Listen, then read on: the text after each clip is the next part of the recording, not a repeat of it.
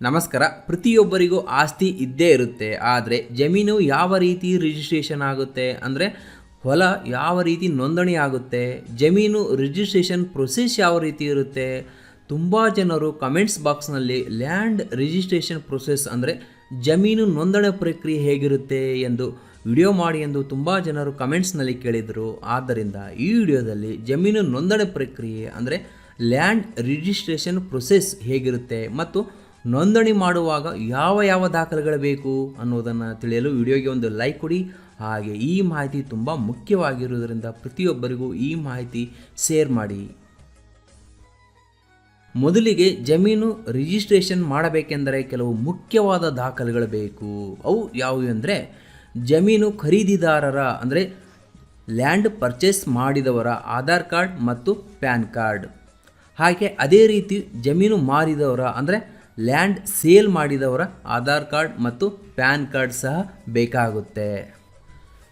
ಜಮೀನು ಮಾರಿದವರು ಜಮೀನು ಖರೀದಿ ಮಾಡಿರುವ ವ್ಯಕ್ತಿಗೆ ಜಮೀನಿನ ಕೆಲವು ದಾಖಲೆಗಳು ಕೊಡಬೇಕು. ಅವು ಯಾವ ದಾಖಲೆಗಳು ಎಂದು ನೋಡುವುದಾದರೆ ಜಮೀನಿನ ಫಾರಂ 10 ಮತ್ತು ಟೋಂಚ್ ನಕಾಶ್, ಪಹಣಿ, ಆಕಾರ್ ಬಂದ್, ಜಮೀನಿನ ಮೇಲೆ ಬೆಳೆ ಸಾಲ ಇದ್ದರೆ ಸಾಲ ಮುಕ್ತಾಯ ಮಾಡಿರುವ ಅಂದರೆ ಬ್ಯಾಂಕ್ ನೀಡಿರುವ ನೋ ಡ್ಯೂ ಸರ್ಟಿಫಿಕೇಟ್ ಕೂಡ ಬೇಕಾಗುತ್ತೆ. ಮುಖ್ಯವಾಗಿ ಇಷ್ಟು ದಾಖಲೆಗಳು ಬೇಕಾಗುತ್ತೆ. ಇದಲ್ಲದೆ ಇನ್ನೂ ಹೆಚ್ಚಿನ ದಾಖಲೆಗಳು ಬೇಕಾಗಿದ್ದಲ್ಲಿ ವಕೀಲರನ್ನು ನೀವು ವಿಚಾರಿಸಬಹುದು. ಇದನ್ನೆಲ್ಲ ದಾಖಲೆಗಳು ತೆಗೆದುಕೊಂಡು ತಾಲೂಕಿನಲ್ಲಿರುವ ಲ್ಯಾಂಡ್ ರಿಜಿಸ್ಟ್ರೇಷನ್ ಮಾಡುವ ವಕೀಲರು ಅಥವಾ ಯಾರಾದರೂ ನೋಂದಣಿ ಮಾಡುವಲ್ಲಿ ಅಂದರೆ ರಿಜಿಸ್ಟ್ರೇಷನ್ ಮಾಡುವಲ್ಲಿ ಎಕ್ಸ್ಪರ್ಟ್ ಇರುವಂಥ ವ್ಯಕ್ತಿಗಳ ಬಳಿ ಇನ್ನೊಮ್ಮೆ ಇವು ದಾಖಲೆಗಳು ತೋರಿಸಿ ದಾಖಲೆಗಳು ಪರಿಶೀಲನೆ ಮಾಡಿಕೊಳ್ಳಿ.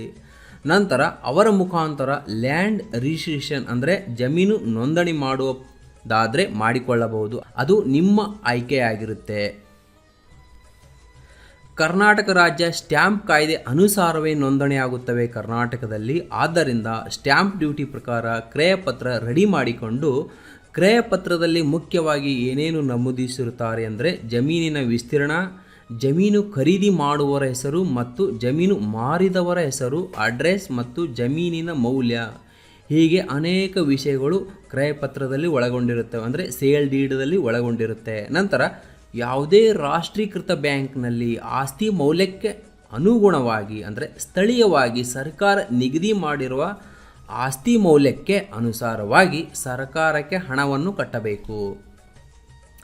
ಹಣ ಕಟ್ಟಿರುವ ದಾಖಲೆ ಸಹ ದಾಖಲೆಗಳ ಜೊತೆ ಲಗತ್ತಿಸಬೇಕು.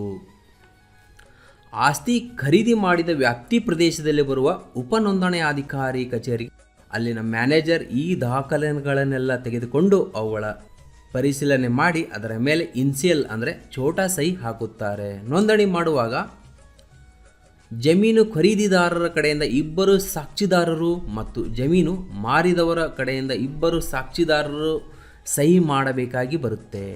ಜೊತೆಗೆ ಮುಖ್ಯವಾಗಿ ಜಮೀನು ಖರೀದಿದಾರನ ಮತ್ತು ಮಾರುವನ ಛಾಯಾಚಿತ್ರ ಹಿಡಿದು ಕ್ರಯಪತ್ರಕ್ಕೆ ಸಹಿ ಮಾಡಬೇಕು. ಆ ನಂತರ ನೋಂದಣಿ ಅಧಿಕಾರಿ ಅದನ್ನು ನೋಂದಣಿ ಮಾಡುತ್ತಾರೆ ಅಂದರೆ ರಿಜಿಸ್ಟ್ರೇಷನ್ ಮಾಡುತ್ತಾರೆ. ಆಮೇಲೆ ರಿಜಿಸ್ಟ್ರೇಷನ್ ಸಂಖ್ಯೆಯನ್ನು ಕಂಪ್ಯೂಟ್ರಿಗೆ ಹಾಕಲಾಗುತ್ತೆ ಅಂದರೆ ಕಂಪ್ಯೂಟ್ರಿಗೆ ಭರ್ತಿ ಮಾಡಲಾಗುತ್ತೆ. ದಾಖಲೆ ಪತ್ರಗಳನ್ನು ಸ್ಕ್ಯಾನಿಂಗ್ ಮಾಡಿ ನೋಂದಣಿ ಕಚೇರಿಯ ಸಿಡಿಗೆ ಸೇರಿಸಲಾಗುತ್ತೆ. ಮೊದಲಿಗೆ ಇದನ್ನು ಪುಸ್ತಕ ರೂಪದಲ್ಲಿ ದಾಖಲು ಮಾಡಲಾಗುತ್ತಿತ್ತು, ಆದರೆ ಈಗ ಸಿಡಿ ಹಾಕಲಾಗುತ್ತೆ. ಸಿಡಿಗೆ ವರ್ಗಾಯಿಸಿದ ನಂತರ ಸಹಜವಾಗಿಯೇ ಅದು ಖರೀದಿದಾರನ ಹಕ್ಕುದಾರಿಕೆಗೆ ಒಳಪಡುತ್ತೆ.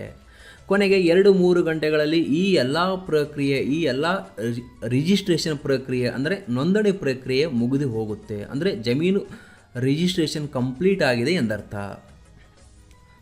ನೋಂದಣಿ ಪ್ರಕ್ರಿಯೆ ಮುಗಿದ ಬಳಿಕ 15ರಿಂದ 20 ದಿವಸಗಳ ಒಳಗಾಗಿ ಆಸ್ತಿಗೆ ಸಂಬಂಧಪಟ್ಟ ಜನರು ತಕರಾರು ಅರ್ಜಿ ಸಲ್ಲಿಸುವುದಕ್ಕೆ ಅವಕಾಶವಿರುತ್ತೆ.